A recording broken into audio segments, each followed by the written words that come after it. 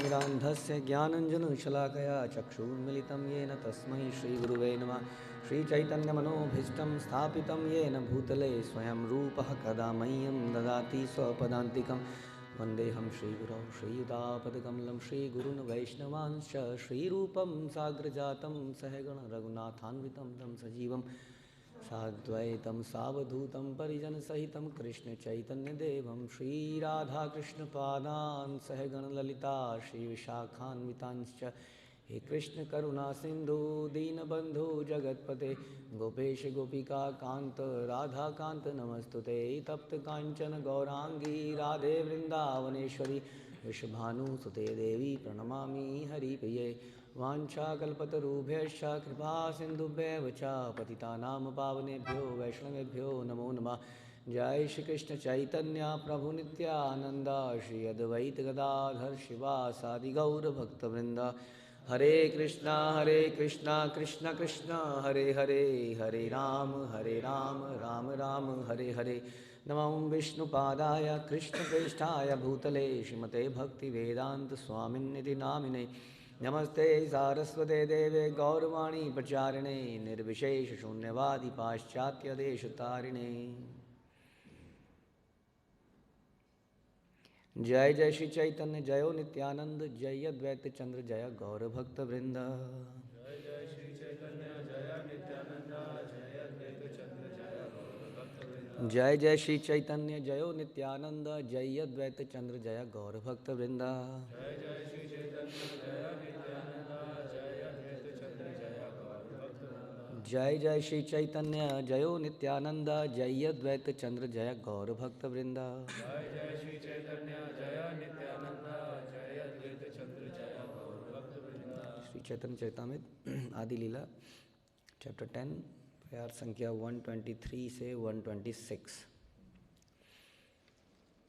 केवल नीलाचले प्रभुर से ये भक्तगण संक्षेपे करिए किछु से सब कथन। नीलाचले प्रभु संगे यत भक्तगण सबार अध्यक्ष प्रभुर मर्म दुई जन। परमानंद पुरियार स्वरूप दामोदर गदाधर जगदानंद शंकर वक्रेश्वर। दामोदर पंडित ठाकुर हरिदास रघुनाथ वैद्य आर रघुनाथ दास। एक बार पहला वाला श्लोक बोल सकते हैं। केवल नीलाचले प्रभुर ये भक्तगण संक्षेपे करिए किछु से सब कथन। केवल नीलाचले प्रभुर ये भक्तगण संक्षेपे करिए किछु से सब कथन। केवल नीलाचले प्रभुर ये भक्तगण संक्षेपे करिए किछु से सब कथन। हरे कृष्णा। तो इससे पहले महाप्रभु के ये अब हम बोल रहे हैं कि अब मैं श्री चैतन्य महाप्रभु के जगन्नाथपुरी के कुछ भक्तों का संक्षेप में वर्णन करूंगा। तो इसके पहले नवदीप के भक्तों का वर्णन जा चुका है और भी जगन्नाथपुरी के ऑल दो जगन्नाथपुरी के कई सारे भक्त ऐसे ही हैं जो नवदीप से ही वहाँ पर आए, लेकिन वो वहीं पर उन्होंने अपना परमानेंट स्थान बनाया। तो उनके बारे में चर्चा, जैसे कि आगे हम सुन रहे हैं स्वरूप दामोदर और परमानंदपुरी। महाप्रभु के साथ साथ जो भक्तगण जगन्नाथपुरी में रहे उनमें से दो, परमानंदपुरी तथा स्वरूप दामोदर, महाप्रभु के हृदय और प्राण समान थे। अन्य भक्तों में गदाधर जगदानंद शंकर वक्रेश्वर दामोदर पंडित हरिदास ठाकुर रघुनाथ वैद्य तथा रघुनाथ दास उल्लेखनीय हैं। तात्पर्य श्रील प्रभुपाद और श्रील प्रभुपाद की जय। चैतन्य भागवत अंत्यखंड अध्याय 5 में कहा गया है कि जब महाप्रभु पाणीहाटी में रुके थे तो रघुनाथ वैद्य उनसे भेंट करने आए थे। वे एक महान भक्त थे और समस्त सद्गुणों से युक्त थे। चैतन्य भागवत के अनुसार वे पूर्व जन्म में बलराम की पत्नी रेवती थे। वे जिस किसी पर दृष्टिपात करते उसे तुरंत कृष्ण भावनामृत भावना प्राप्त हो जाती। वे जगन्नाथपुरी में समुद्र के किनारे रहते थे। उन्होंने स्थान निरूपण नामक ग्रंथ की रचना की थी। तो हम लोग आज मुख्य रूप से हमने सोचा चर्चा करेंगे इनमें से जो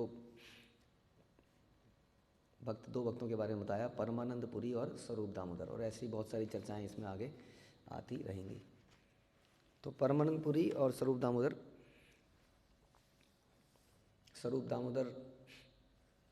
हम सब जानते हैं। स्वरूप दामोदर को हम किस रूप में जानते हैं कि वो स्वयं ललिता सखी हैं।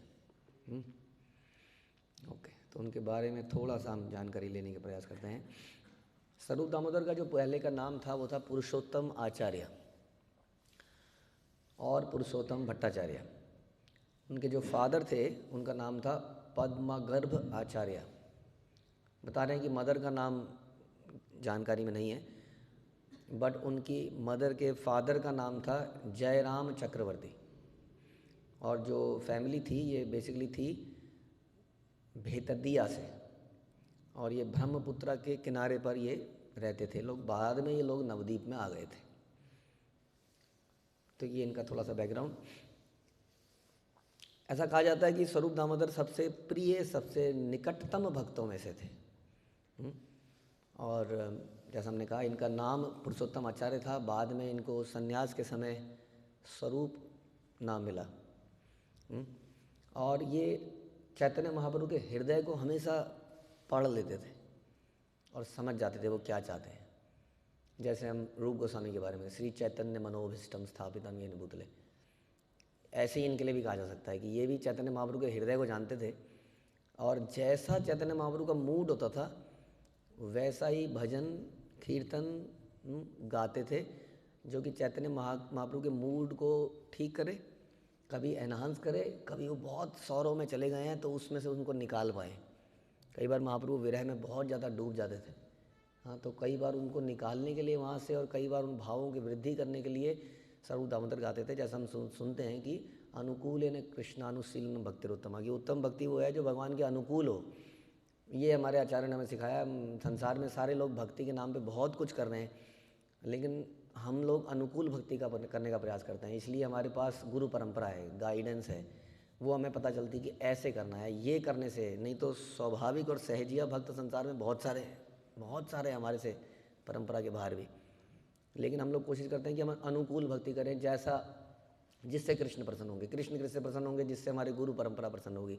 वैसा कर देने से कृष्ण प्रसन्न होंगे। हाँ, तो स्वरूप दामोदर ने हमें अपने जीवन पर्यंत ये करके दिखाया कि हमारा मूड कुछ अलग से मूड नहीं होता। आज मेरा मूड नहीं है सवेरे उठने का, आज मेरा मूड नहीं है नाचने का, आज मेरा मूड नहीं है। हमारा नाचने का मूड नहीं भी होता है तो भी हम नाचते हैं, मूड खराब है तो भी। और कई बार नाचते नाचते मूड ठीक हो जाता है। ऐसा देखा गया है। इसलिए अपने आप को पुश करते हैं हम लोग हर चीज़ में, क्योंकि ऐसा परंपरा में बताया गया, तो वैसा ही करना है।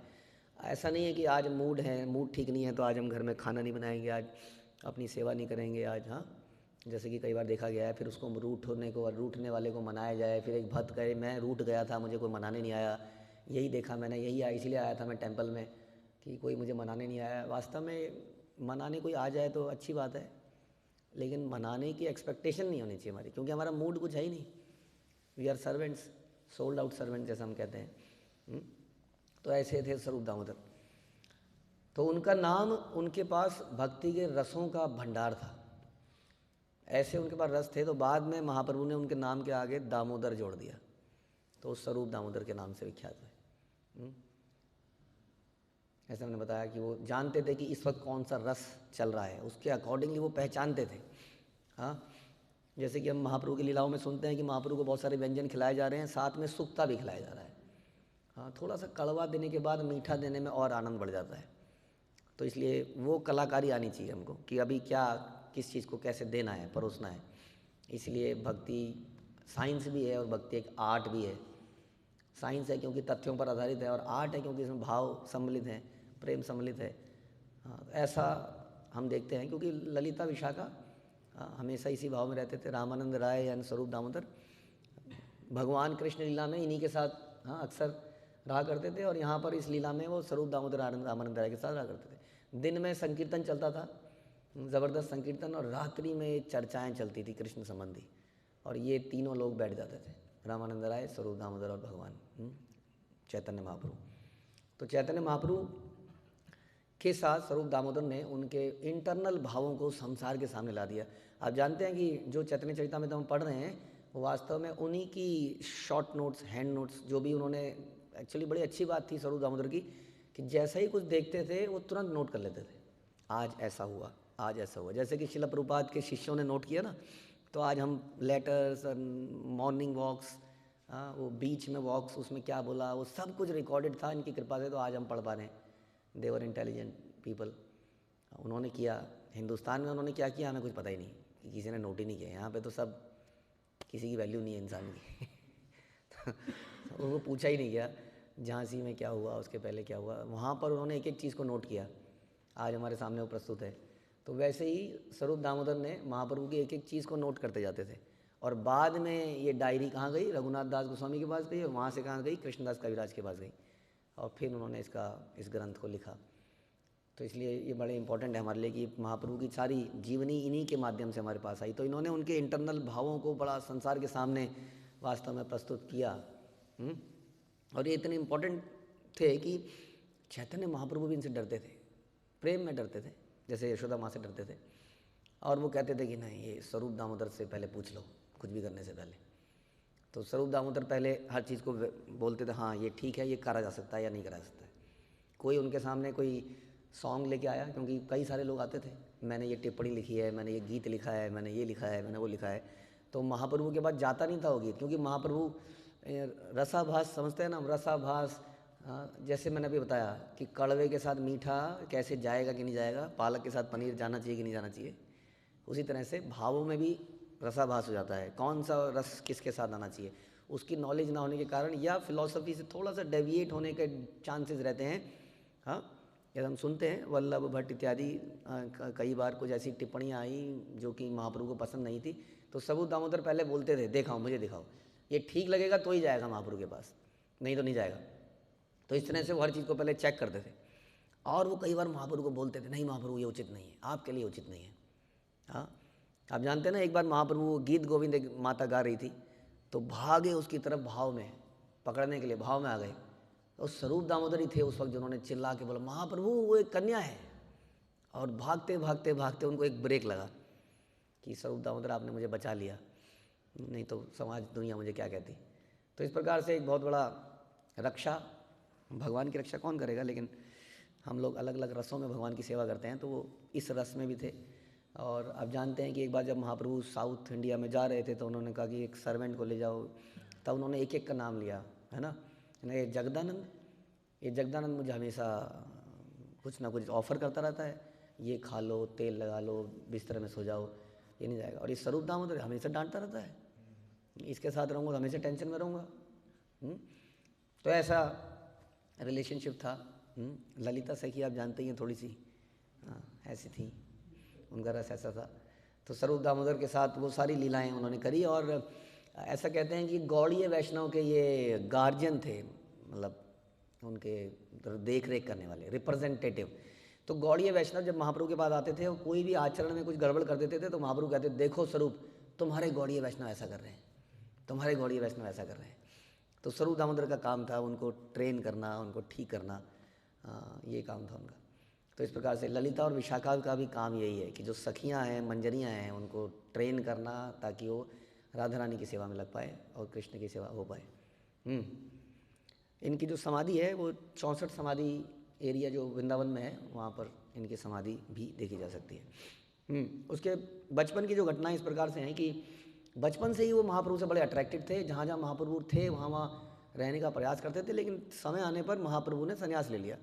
अब संन्यास का इनके ऊपर बड़ा भारी प्रभाव पड़ा, ये बिल्कुल रह नहीं पाए महाप्रभु के बिना, और ये निकल गए नवद्वीप से, ये भी निकल गए।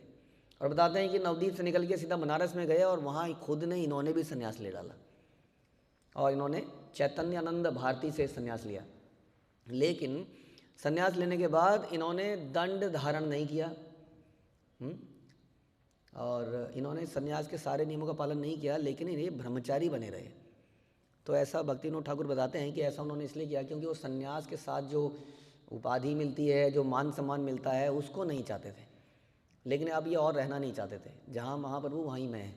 तो उन्होंने संन्यास लिया, लेकिन एक ब्रह्मचारी की तरह रहे, तो इनको नाम भी इसी प्रकार से ब्रह्मचारी, स्वरूप ब्रह्मचारी इनका नाम पड़ा। वैसे वो सन्यासी ही थे, भक्ति विनोद ठाकुर कहते हैं, लेकिन उन्होंने सन्यास को फॉर्मली लिया नहीं ताकि लोगों का मान सम्मान ना मिले।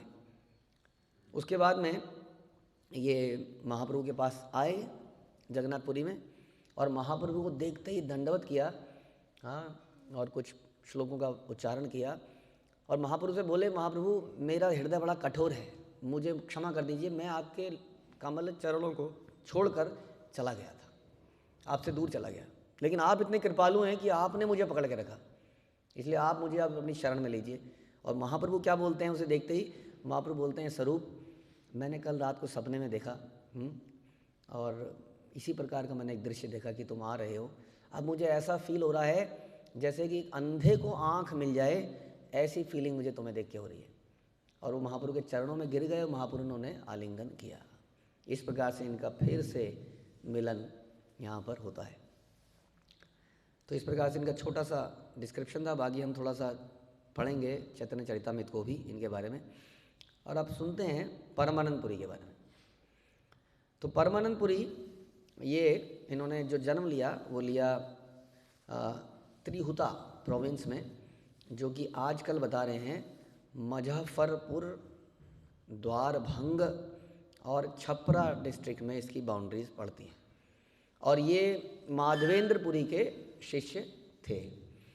तो माधवेंद्रपुरी के शिष्य थे, इसलिए हमेशा महाप्रभु ने बड़ा सीनियर और गुरु मानते थे। हालांकि बड़ा प्रेम था इन दोनों, ज़बरदस्त प्रेम था, जो कि अभी हम सुनेंगे। तो इनकी जो पहली मीटिंग हुई महाप्रभु से वो हुई ऋषभ पर्वत में, जब महाप्रभु साउथ इंडिया में निकले थे टूर पे। तो वहाँ पर चतुर्मास के समय पर परमानंदपुरी ऋषभ पर्वत के वहाँ पर रुके हुए थे, और वहाँ पर उन्होंने अपना एक निवास स्थान बना रखा था। तो वहाँ पर पहली बार ये दोनों एक दूसरे से मिले, और इनको देखते ही महाप्रभु उनके पास गए, और उनको चरणों में महाप्रभु ने प्रणाम किया, और परमानंदपुरी ने उनको तुरंत गले से लगा लिया। और 3 दिन तक बताते हैं वो दोनों के दोनों भगवान की चर्चा में लगे रहे, कृष्ण कथा में लगे रहे, दिन रात लगे रहे। और उसके बाद परमानंदपुरी ने बोला, मैं अभी यहाँ पर हूँ, चतुर्मास के बाद मैं यहाँ से जाऊँगा सीधा पुरी में, और पुरी के बाद मैं जाऊँगा नवदीप में, ये मेरा प्लान है। मतलब गौड़ देश में जाऊँगा, नवदीप मतलब गौड़ देश में जाऊँगा, ऐसा उन्होंने अपना प्लान बताया। अब महाप्रभु ने उनसे रिक्वेस्ट करी कि आपसे एक अनुरोध है कि जब आप अपना ये ट्रिप पूरा कर लें तो आप वापस नीलाचल में आ जाएं। मेरी बड़ी इच्छा है कि आप वहीं पर साथ में रहें, और मैं आपकी सेवा करता रहूं, और हम लोग कृष्ण कथा, कृष्ण चर्चा करते रहें। ऐसा उन्होंने रिक्वेस्ट किया, प्लीज़ मुझे ये एक आशीर्वाद दे दीजिए। और परमानंदपुरी तो बहुत प्रसन्न थे इस बात से, वो तो खुद ही यही चाह रहे थे। हाँ, दोनों का ऐसा प्रेम था, दोनों पर महाप्रभु उनको गुरु सदृश मानते थे, क्योंकि वो माधवेंद्रपुरी के शिष्य थे। लेकिन महाप्रभु के साथ उनका रिलेशनशिप बड़ा प्रेम का था वास्तव में। तो उसके बाद वो अपनी यात्रा में चले गए, और हम सुनते हैं हमारे आचार्यों से कि जो परमानंदपुरी हैं वास्तव में कौन है? वो थे उद्धव, साक्षात उद्धव का अवतार थे। तो उसके बाद वहाँ चले गए, और वो पूरा अपना ट्रिप करके आए, और फिर वो महाप्रभु से मिलने के लिए फिर से वहाँ पर आए। ऐसा सुनते हैं जब ये लोग जगन्नाथपुरी में आ गए तो महाप्रभु को अलग अलग लोग इनवाइट करते थे प्रसाद के लिए। तो जहाँ जहाँ महाप्रभु जाते थे वहाँ साथ में परमानंदपुरी को भी लेके जाते थे। श्री जगन्नाथ बलदेव सुभद्रा महारानी की जय, श्री गौर निताई की जय, श्री राधा मदन मोहन की जय। तो जहाँ जहाँ उन्हें बुलाया जाता था वहाँ पर ये परमानंदपुरी को भी साथ में लेके जाते थे हर जगह पर। तो इनका जो रिश्ता था बड़ा पेरेंटल भी था, बता रहे हैं, जैसे माता पिता का होता है प्रेम का, और वो थोड़ा सा बड़प्पन। तो महाप्रभु ने इनके लिए कमरे की व्यवस्था करी। कहाँ पर? जगन्नाथपुरी के मंदिर के पास में ही काशी मिश्रा, जहाँ पर गंभीरा था समझ लीजिए, उसी घर के अंदर इन्होंने इनके लिए भी एक कमरे की व्यवस्था करी, और साथ में एक सर्वेंट की व्यवस्था इनके लिए परमानंदपुरी के लिए करी। ऐसा सुनते हैं कि बाद में इन्होंने अपना घर जगन्नाथ मंदिर के पश्चिम साइड में एक मठ के अंदर इन्होंने अपना कमरा रहने का निवास स्थान बनाया। और उससे रिलेटेड एक घटना और आती है जो आजकल भी साबित हो सकती है अभी भी, कि वहाँ पर पानी की कुछ समस्या थी, तो इन्होंने वहाँ पर एक कुआं खुदवाया परमानंदपुरी ने। जगन्नाथ मंदिर के पश्चिम साइड में एक मठ है वहाँ पर, तो वहाँ पे कुआं खुदवाया तो कुएं का पानी जो है बहुत अच्छा नहीं था, पानी साफ नहीं था, क्लीन नहीं था। अब महाप्रभु को एक न्यूज़ पहुँच गई कि परमानंदपुरी ने कुआं खुदा है लेकिन वो उसमें पानी ठीक नहीं है। तब महाप्रभु ने प्रार्थना करी साक्षात गंगा देवी से, हाँ, कि आपसे मेरी प्रार्थना है कि आप उस कुएं में अवतरित होइए और उस कुएं को शुद्ध कीजिए, वहाँ का जल का शुद्ध कीजिए, क्योंकि परमानंदपुरी को उस जल की आवश्यकता है। तो हम सुनते हैं कि गंगा जी साक्षात वहाँ पर आई और उस कुएं में चली गई। बाद में ये न्यूज़ आई महाप्रभु के बाद कि उस कुएं का पानी बड़ा मीठा और एकदम स्वच्छ हो गया है। महाप्रभु भागते भागते उस जगह पे आए, हाँ, और उसके जल से स्नान किया और बोला जो भी यहाँ स्नान करेगा उसको गंगा जी में स्नान करने का फल मिलेगा। तो ये कुआं अभी भी है, इस कुएं को अभी भी देखा जा सकता है वहाँ पर, परमानंदपुरी का कुआं, इसी नाम से फेमस है ये, परमानंदपुरी का कुआं। तो इन दोनों का बहुत प्रेम था, इस प्रकार से महाप्रभु बड़ा केयर करते थे उनकी, और उल्टे परमानंदपुरी महाप्रभु की केयर करते थे। तो महाप्रभु ने एक बार बड़ा, हाँ, एक सेंटेंस बोला जो आप सुन सकते हैं। महाप्रभु ने बोला कि मैं इस संसार में केवल और केवल परमानंदपुरी के प्रेम की वजह से हूँ और किसी कारण से संसार में हुई नहीं, और परमानंदपुरी चाहे तो मुझे कहीं भी बेच सकते हैं, उनको मेरे को बेचने का अधिकार है, ऐसा उन्होंने बोला। और कोई भी जो उनका दर्शन करता है उसको कृष्ण प्रेम प्राप्त होगा, ऐसा उन्होंने परमानंदपुरी के लिए बोला। तो इस प्रकार से ये कुआं भी अभी देखा जा सकता है। अब हम कुछ चैतन्य चरितामृत में से कुछ संदर्भ पढ़ेंगे जहाँ जहाँ पे इन दोनों के बारे में कुछ बताया गया है। सबसे पहले चैतन्य चरितामृत में आदि लीला में 9.13 से 15 में हम सुनते हैं कि जो चैतन्य वृक्ष है उस वृक्ष की मुख्य जो शाखाएं थी, उस या मुख्य तने कह लीजिए, जो बेस था, जो यहाँ पे इस श्लोक में बताया जाता है कि 9 सन्यासी जो थे उनमें से परमानंदपुरी का नाम आता है। परमानंदपुरी पहला, परमानंदपुरी, केशव भारती, ब्रह्मानंदपुरी, हाँ, इत्यादि इत्यादि। तो उनमें से एक नाम क्या था? परमानंदपुरी। तो इसके बारे में फिर शिला प्रभुपाद भी उसके परपट में ये सारी घटनाएं बताते हैं जो अभी हमने सुनी। तो इस प्रकार से अब हम कुछ कुछ बड़े सुंदर से यहाँ पे जो दृष्टांत हुए उसको सुनते हैं। मध्य लीला 9.166 से हम शुरू करते हैं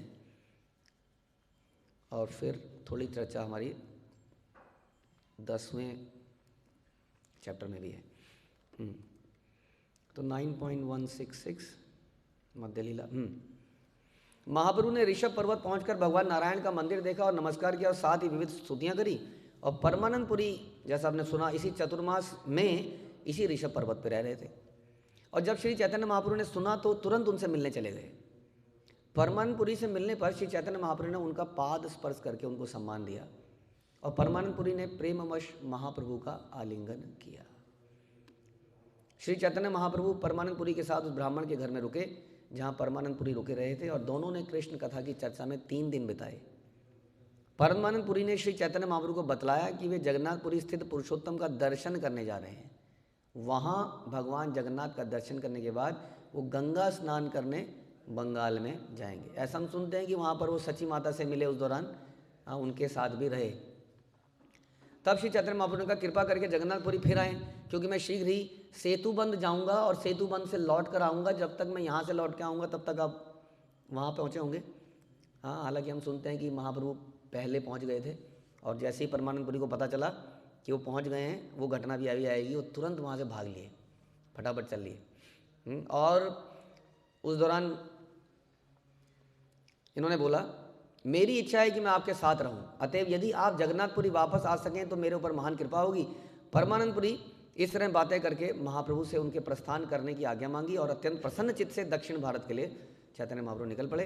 इस तरह परमानंदपुरी जगन्नाथपुरी में चले गए और चैतन्य महाप्रभु श्री शैल की ओर चल पड़े। इसी श्री शैल पर फिर आगे जो भी है उनकी वो घटना हुई, तो वहाँ तो हम नहीं जाएंगे। उसके बाद हम सुनते हैं कि जब महाप्रभु वापस आ गए तब क्या हुआ। मुकुंद, नरहरि, रघुनंदन तथा अन्य सब लोग खंड नामक स्थान से अद्वैत आचार्य के घर आए जिससे वे के साथ जगन्नाथपुरी जा सकें। तो अब महाप्रभु जगन्नाथपुरी में आ चुके हैं और सारे लोग अब इकट्ठे हो रहे हैं जगन्नाथपुरी में जाने के लिए। ठीक है, तो मुकुंद, नरहरि, रघुनंदन ये सब लोग खंड नामक स्थान से आए, अद्वैत आचार्य के घर पे आए। अद्वैत आचार्य के घर पे बाकी जगह से भी लोग आए, ही वॉज अ लीडर। तो सब लोग इकट्ठे हो रहे थे, एकत्रित हो रहे थे। अब जब कभी आप यात्रा में गए हो, अगर आप कभी आप, तो क्या होता है कि हम यात्रा में बस में चढ़ गए हैं, लेकिन एक व्यक्ति कह रहा है जी मेरा एक बैग रह गया, मेरा ये सामान रह गया, बस चल नहीं पा रही है, हाँ कुछ हो रहा है, कुछ है, एक दूसरे की वेट करनी पड़ जाती है। तो यहाँ पर कुछ ऐसा ही हो रहा था, सब लोग एक दूसरे की वेट कर रहे थे। अब Paramanand Puri was so much excited. हाँ, तो उसी समय परमानंद पुरी दक्षिण भारत से आए, वे गंगा नदी के किनारे किनारे यात्रा करते हुए नदिया नगरी में पहुँच गए थे। और नवद्वीप में परमानंद पुरी ने सची माता के घर पर ही अपने रहने का और भोजन करने का स्थान बनाया।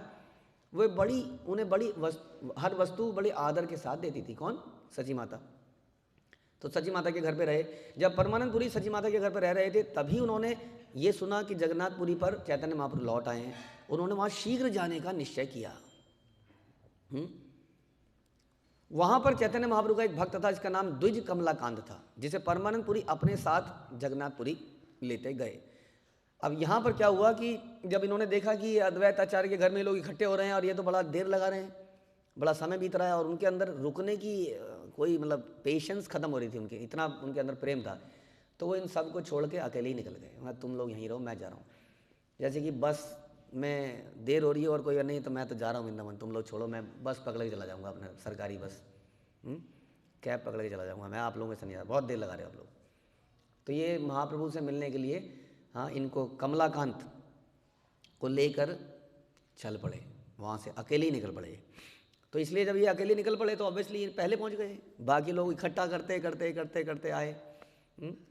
परमानंद पुरी शीघ्र ही चैतन्य महाप्रभु के स्थान पर आप पहुँचे, सबसे पहले पहुँच गए। और महाप्रभु उनको देखकर बड़े प्रसन्न हुए।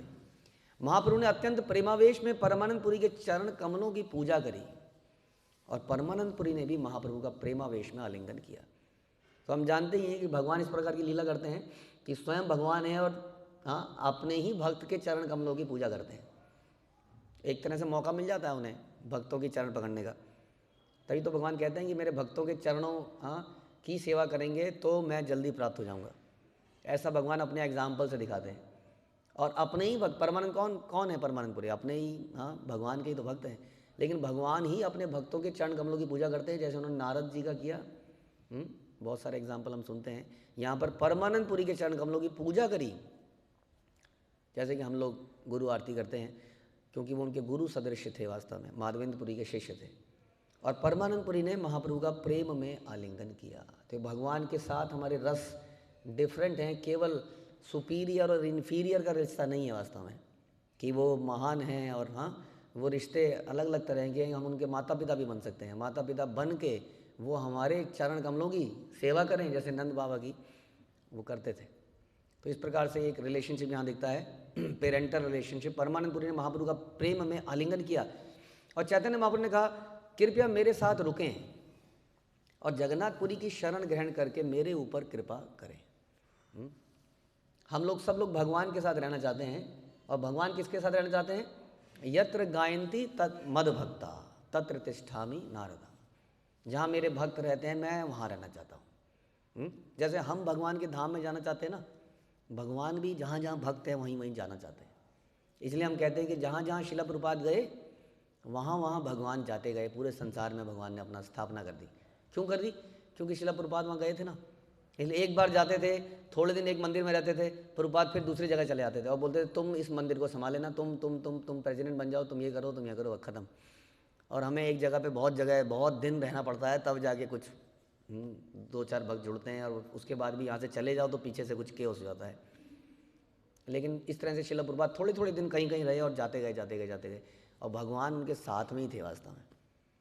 तो जहाँ भक्त रहते हैं वहीं भगवान। इसलिए भगवान ने क्या प्रार्थना करी है? परमानंद पुरी, आपसे मेरी रिक्वेस्ट है कि आप मेरे पर कृपा करें और यहीं पर रुक जाएं। परमानंद पुरी ने कहा, क्या कहा? अरे मैं भी तो यही चाहता हूँ, मैं कौन सा जाना चाहता हूँ, मैं भी आपके साथ ही रहना चाहता हूँ। इसलिए गौड़ देश से जगन्नाथपुरी आ गया हूँ, इवन सबको छोड़ के पहले ही भाग के आ गया हूँ यहाँ पर। तो इस प्रकार का रिश्ता था।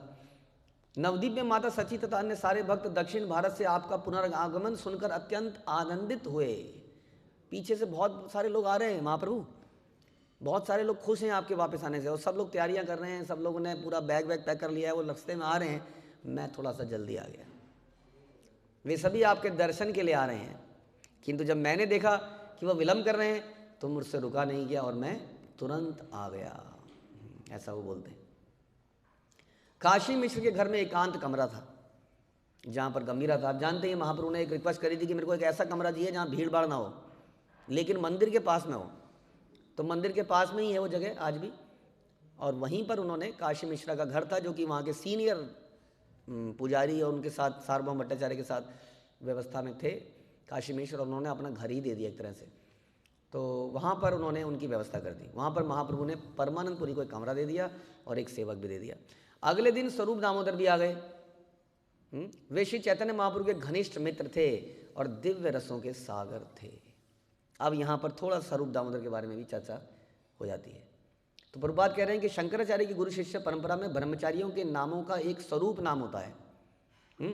वैदिक परंपरा में सन्यासियों के 10 नाम होते हैं। तो यहाँ पर भक्ति सिद्धांत में हम बताते हैं कि इनका नाम ऐसा पड़ गया ब्रह्मचारी, जबकि ये वास्तव में कौन थे? सन्यासी। जैसा हमने शुरू में चर्चा करी कि वैदिक परंपरा में सन्यासियों के 10 नाम होते हैं, और यह प्रथा है कि जो ब्रह्मचारी तीर्थ या आश्रम पदवी वाले सन्यासी का सहायक होता है उसे स्वरूप की पदवी मिलती है।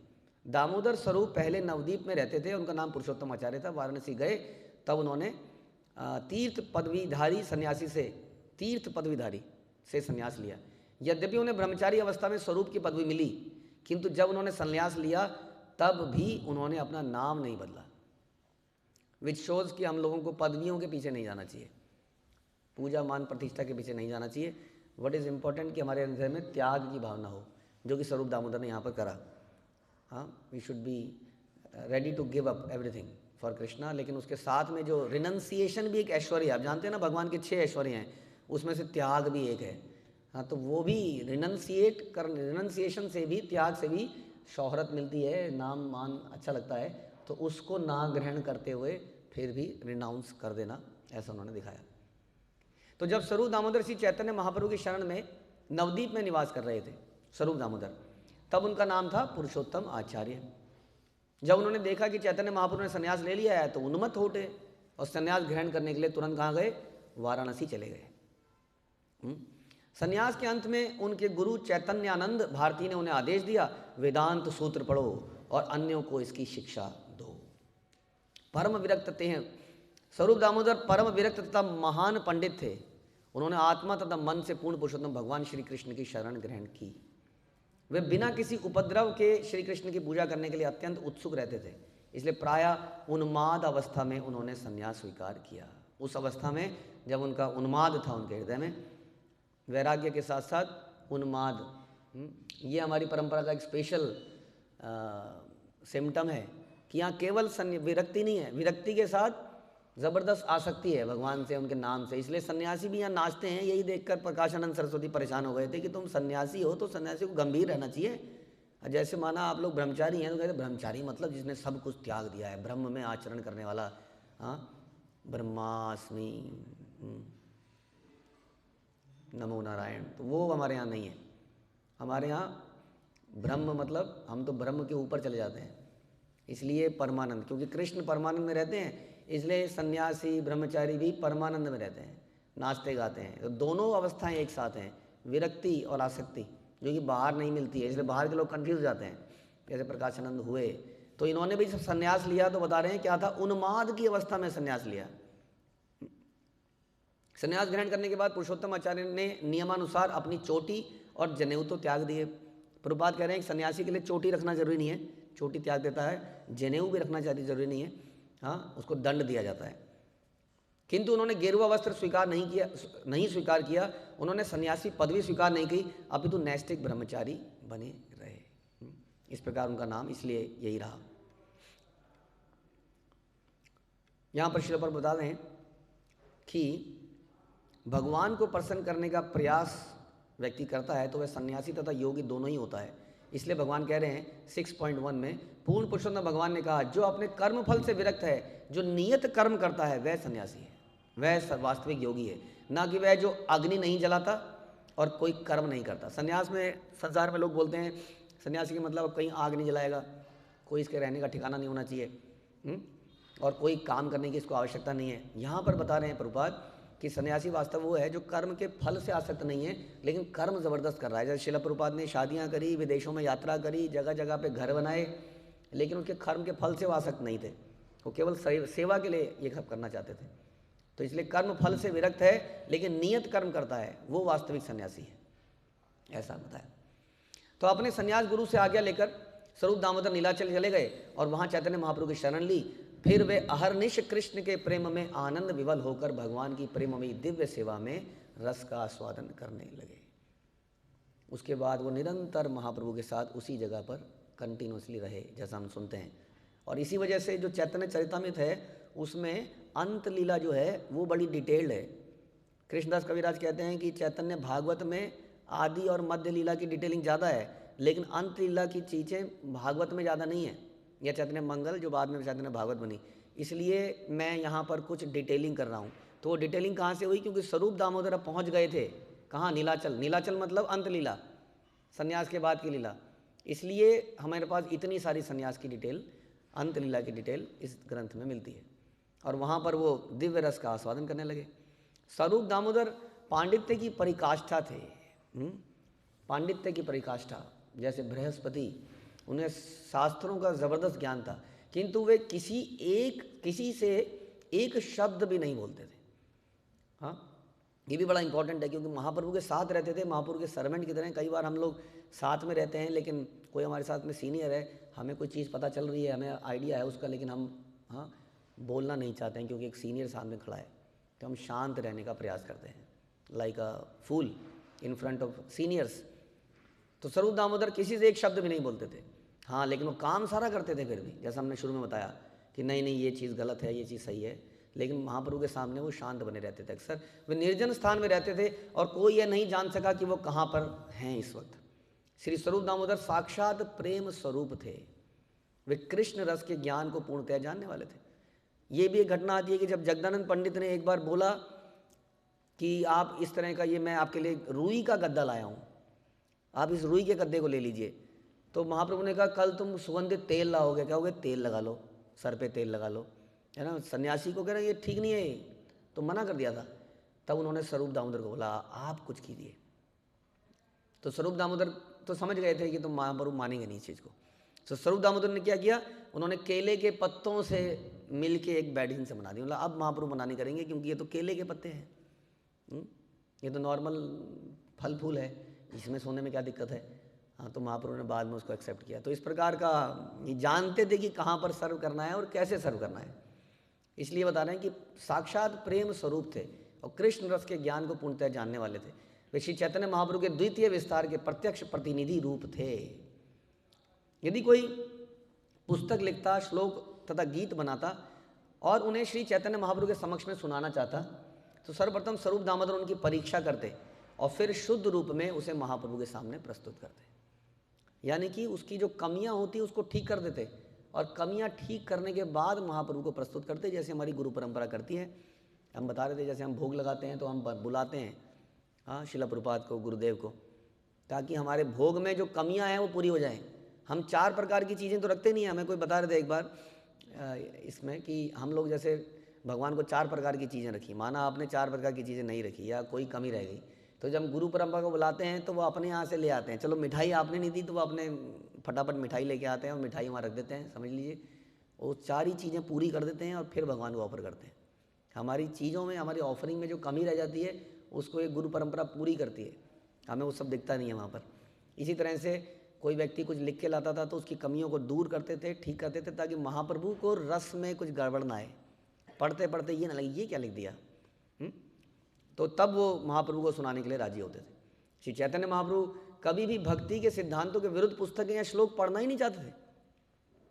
ये हमारे लिए भी एक टीचिंग है कि हमें भी भक्ति के सिद्धांतों के विरुद्ध कोई किताब नहीं पढ़नी चाहिए। इसलिए हम लोग कहते हैं कि हमें किताबें कौन सी पढ़नी चाहिए? जो हमारी परंपरा द्वारा लिखी गई हैं, क्योंकि भक्ति वेदांत तात्पर्य हैं, भक्ति से ओतप्रोत तात्पर्य हैं। संसार में बहुत सारे लिटरेचर अवेलेबल है पढ़ने के लिए। आज की डेट में बहुत सारे लोग किताबें लिख रहे हैं, लेकिन जो परंपरा में किताबें नहीं लिखी जा रही हैं उसमें भक्ति वेदांत तात्पर्य नहीं है, इसलिए उनको पढ़ने से लाभ नहीं होगा। महाप्रभु कभी ऐसे चीज़ें पढ़ना नहीं चाहते थे जो सिस्टम के अनुकूल नहीं है। वे रसाभास अर्थात दिव्य रसों का अतिक्रमण भी नहीं सुनना चाहते थे। इसलिए यहाँ पर श्रील प्रभुपाद बता रहे हैं कि भक्ति सिद्धांत विरुद्ध उस सिद्धांत का निर्देश करता है जो विविधता में एकता के सिद्धांत का विरुद्ध हो, और यह सिद्धांत अचिंत्य भेदाभेद तत्व अर्थात एक साथ एक के और भिन्नता के रूप में जाना जाता है। जैसे कि हम लोग कहते हैं कि भगवान सर्वत्र हैं, लेकिन साथ में कहते हैं कि भगवान एक व्यक्ति विशेष हैं जो कि एक जगह पर भी उपस्थित है। तो दोनों ही बातों को जो समन्वित करना ना जानता हो वो वास्तव में अचिंत्य भेदाभेद तत्व को नहीं जानता है। भेद भी है और अभेद भी है, भेद है भी और भेद नहीं। जीव और भगवान एक हैं भी और जीव और भगवान एक नहीं भी हैं। जो इन दोनों चीज़ों को प्रस्तुत नहीं कर सकता है, समझ लीजिए वो सिद्धांत को नहीं जानता है। ये गलत धारणाएं मायावाद दर्शन के समांतर चलती है।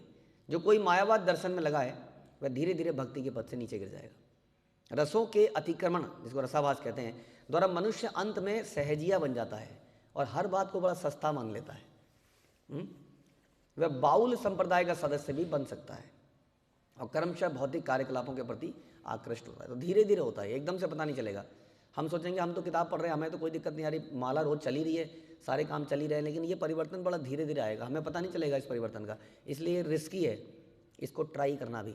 कई बार बड़ी उत्सुकता होती है हमारी, आउट ऑफ क्यूरियोसिटी हम बहुत सारी पुस्तकें पढ़ना चाहते हैं जो कि परंपरा में नहीं है, हमारे आचार्यों द्वारा लिखी नहीं गई है। हाँ, बहुत सारे लोग लिख रहे हैं। कई बार हम सोचते हैं कि प्रीचिंग में थोड़ा फ़ायदा मिल जाएगा, हम वो किताब पढ़ लेते हैं, कहीं और की किताब पढ़ लेते हैं। हाँ, तो ये चिंता का विषय है, क्योंकि यहाँ पर बता रहे हैं कि धीरे धीरे धीरे धीरे क्या होगा, सहजिया बनने की चांसेस हैं और उसके अंदर सांसारिक चीज़ों के प्रति आकर्षण बढ़ता चला जाएगा इस प्रॉब्लम से। इसलिए चैतन्य महाप्रभु ने भक्ति सिद्धांत विरुद्ध तथा रसाभास से बचने की सलाह दी है। नहीं पढ़ना चाहिए, चाहे उसमें कितना ही मज़ा क्यों ना हो। बहुत सारी किताबें मिलती हैं, हाँ, जो कि कई बार एक प्रचलन सा बनता जा रहा है, क्योंकि उसमें बड़ी अच्छी अच्छी कहानियाँ हैं ना, तो कई बार लेक्चर देने में वो कहानियाँ बड़ी काम में आ जाती हैं।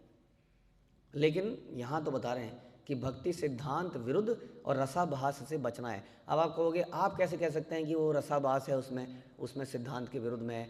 लेकिन अगर ये पूछा जाए कि आप कैसे कह सकते हैं कि सिद्धांत के विरुद्ध नहीं है, तो क्या जवाब है? इसलिए जो हमारी परंपरा ने बोल दिया, हमारे आचार्यों ने, षड गोस्वामी ने जो लिख दिया, इज़ इट नॉट इनफ, है ना? और उसके ऊपर टिप्पणी करने वाला भी यदि हमारी अपनी संप्रदाय का हो, गुरु परंपरा का हो, तो इज़ इट नॉट बेटर? क्यों रिस्क लिया जाए इतना बड़ा, जस्ट कि लेक्चर को रोचक बनाया जाए। शिला प्रभुपाद ने बहुत ज़्यादा कहानियाँ नहीं बताई अपने लेक्चरों में, लेकिन इतना संसार में प्रचार कर डाला।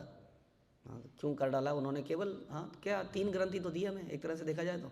कितने सारे ग्रंथ और हैं, तो हम उन ग्रंथों को तभी पढ़ें जब वो आचार्यों द्वारा आ रहे हों। और आजकल हमारे गुरु परंपरा में कई सारी किताबें आ रही हैं जो हमारे षड गोस्वामी और इनके ऊपर है, उनको पढ़ा जा सकता है। हाँ, लेकिन उसके भी पहले हम कहते हैं कि पहले हम कम से कम शिला प्रभुपाद की पुस्तकों को तो पढ़ लें पहले।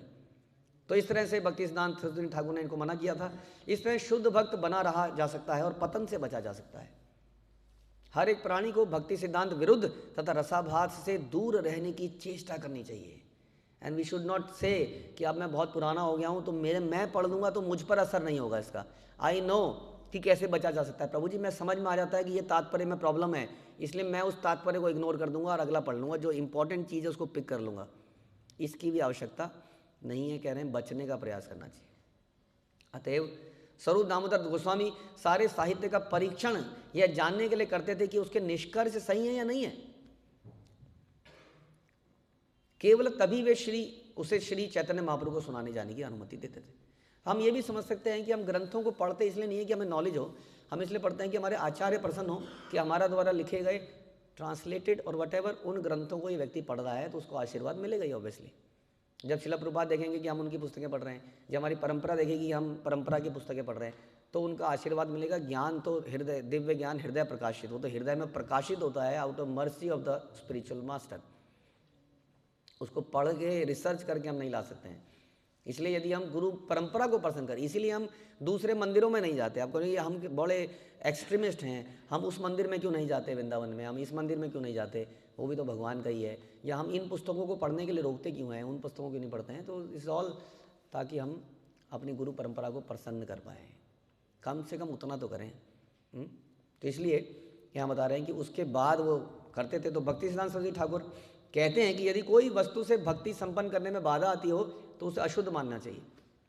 भगवान के शुद्ध भक्त अशुद्ध सिद्धांतों को स्वीकार नहीं करते। लेकिन हम यहाँ पर चर्चा कर रहे हैं कि मुझे कैसे पता लगेगा कि कौन सा शुद्ध है अशुद्ध है, इसलिए ट्राई ही क्यों करना है। ऐसे अशुद्ध सिद्धांतों के अनुयायी कभी कभी शुद्ध भक्त नहीं माने जाते। रसाभास मार्ग का अनुसरण करने वाले अनेक दल हैं। स्वरूप दामोदर की हम बात कर रहे हैं, ही प्रमुख इस चीज़ को स्थापित करने के लिए कि रसाभास डेविएशन नहीं होनी चाहिए।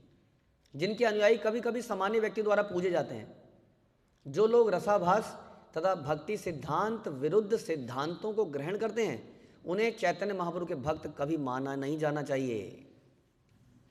और वो लोग कई बार अपने आप को चैतन्य महाप्रभु का भक्त बोलेंगे, वो कई बार अपने नए मंत्रों का, कई सारे मंत्र बना लिए उन्होंने जो चैतन्य महाप्रभु ने या परंपरा ने कभी बनाए ही नहीं थे, उन मंत्रों का भी उच्चारण हो रहा है। हाँ, कई बार लगता है कि हरे से ज़्यादा राधा है, राधा कितना बढ़िया है, राधा हाँ कितना बढ़िया है। मैं एक बार प्रवचन में सुन रहा था कि one who does Aradhana is Radha, और जो कृष्ण के हृदय को हर ले वो है हरे। अब बताइए, हरे ज़्यादा बड़ा हुआ या राधा ज़्यादा बड़ा हुआ? इस हिसाब से देखता कि हरे जिसने मन को चुरा लिया और राधा जिसने आराधना करी। लेकिन हम अट्रैक्ट होते जा रहे हैं दूसरे नामों के प्रति, राधा नाम। वास्तव में हरे ही राधा नाम। हाँ, हम तो मंत्र में बोलते ही राधा, ज़्यादातर राधा ही बोलते हैं। तो इसके लिए कहने का मतलब है कि हमारी परंपरा ने एक एक चीज़ को बड़ा सोच समझ के बनाया गया होगा, उसमें क्यों इतना दिमाग लगाना है और क्यों इतना रिसर्च करनी है, क्योंकि उससे रसाभास और बहुत सारी चीज़ें गड़बड़ हो सकती है जिसको हम समझने के अधिकारी ही नहीं है। इसलिए जो करा है, जो दिया है, उसको अपना लें, दैट इज़ इनफ। इसलिए बता रहे हैं कि ये अपने आप को बोलेंगे हम चैतन्य महाप्रभु के अनुयायी हैं, लेकिन ये है नहीं, माने नहीं जा सकते हैं। स्वरूप दामोदर गोसाई ने कभी भी ऐसे अनुयायियों को गौड़ीय वैष्णव की मान्यता दी ही नहीं, ना ही उन्हें परम भगवान श्री चैतन्य महाप्रभु से मिलने तक दिया। मिलने तक नहीं देते थे ऐसे लोगों को, ऐसे सहजिया लोगों को। हाँ, तो इसलिए हमें इसको चिंतन करना है। श्री स्वरूप दामोदर विद्यापति तथा चंडीदास के गीत जयदेव गोस्वामी कृत गीत गोविंद पढ़ा करते थे। ये सारी चीज़ें भी हम तभी पढ़ें, हमें ऐसा लगता है जब हमारी परंपरा में, जैसे हमारा गुरु महाराज इन्होंने गोपाल कृष्ण गोस्वामी महाराज कई लेखकों को प्रमाणित करते जा रहे हैं कि आप लिखिए। श्रील प्रभुपाद चाहते थे कि हमारी परंपरा के ग्रंथों को ट्रांसलेट किया जाए, तो जो परंपरा में आ रहे हैं उसको पढ़ सकते हैं। यहाँ पर कई सारे बताया गीत गोविंद इत्यादि जो कि स्वरूप दामोदर पढ़ते थे, जो कि हमें अभी तक पढ़ने के लिए नहीं बोला गया है। वे इन गीतों को गाकर श्री चैतन्य महाप्रभु को अत्यंत आनंदित किया करते थे। स्वरूप दामोदर गंधर्वों के जैसे गाते थे और शास्त्र चर्चा में देवताओं के पुरोहित बृहस्पति के समान थे। अतएव ये निष्कर्ष निकलता है कि स्वरूप दामोदर जैसा कोई अन्य महापुरुष हुआ ही नहीं। तो इसलिए हम लोग ऐसे स्वरूप दामोदर को प्रणाम करते हैं, ऐसे परमानंद पुरी को प्रणाम करते हैं जिनकी कृपा हमें इस गुरु परंपरा से मिल रही है। तो इनको भावों को अंकित करके हमें समाप्त करते हैं। श्रील प्रभुपाद की जय, श्री चैतन्य चरितामृत की जय, श्री कृष्णदास कविराज की जय।